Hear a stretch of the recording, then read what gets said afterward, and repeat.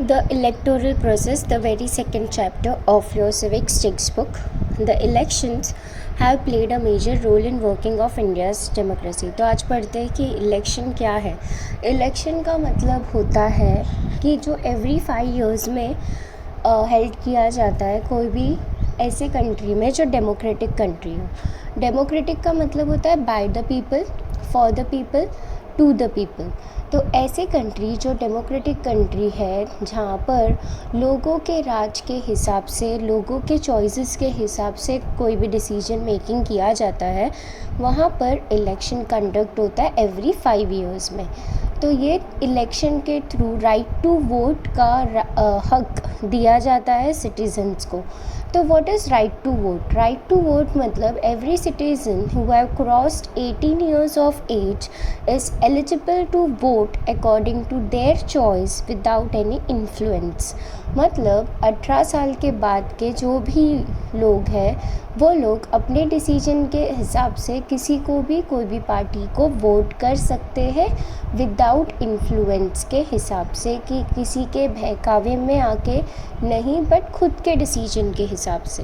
तो that is called as right to vote. Okay, ये vote पहले 21 years के बाद होता था, बट उसके बाद ऐसा कहा गया था कि जो यूथ है, जो यंग जनरेशन है, उसका पार्टिसिपेशन भी बढ़ाना पड़ेगा, और वो बढ़ाने के लिए 21 से 18 years में लाया गया था.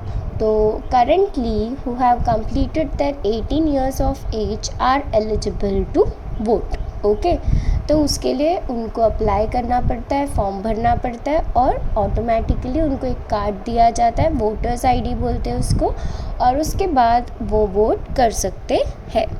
सो इधर हम पढ़ेंगे what is election commission.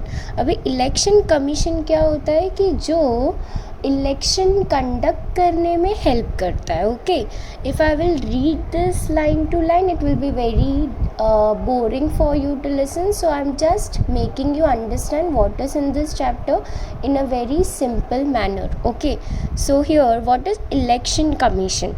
Election commission जो है वो होता है एक प्लेटफॉर्म जो बनाया गया है गवर्नमेंट ने अकॉर्डिंग टू इंडियन कॉन्स्टिट्यूशन. इसको ऑटोनॉमस बॉडी कहा गया है. वो खुद के डिसीजन मेकिंग लेगा, वो किसी के इन्फ्लुएंस में नहीं आएगा, किसी पार्टी के चक्कर में नहीं पड़ेगा.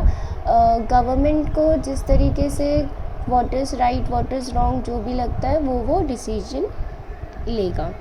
सो 324 of Indian Constitution has established this autonomous body which consists of one chief election commissioner and 2 other commissioner. तो इसमें एक chief election commissioner होता है and 2 other commissioner. तो chief का मतलब होता है main election commissioner, जिसके ऊपर सारे रिस्पॉन्सिबिलिटी दी जाती है ये देख रेख करने की कि ये इलेक्शन फेयर एंड ट्रू तरीके से हो रहा है या नहीं हो रहा है. यहाँ पर आप देख सकते हो ये डू यू नो में ये बहुत बार बोर्ड एग्ज़ाम्स में पूछा जाता है. सुकुमार सेन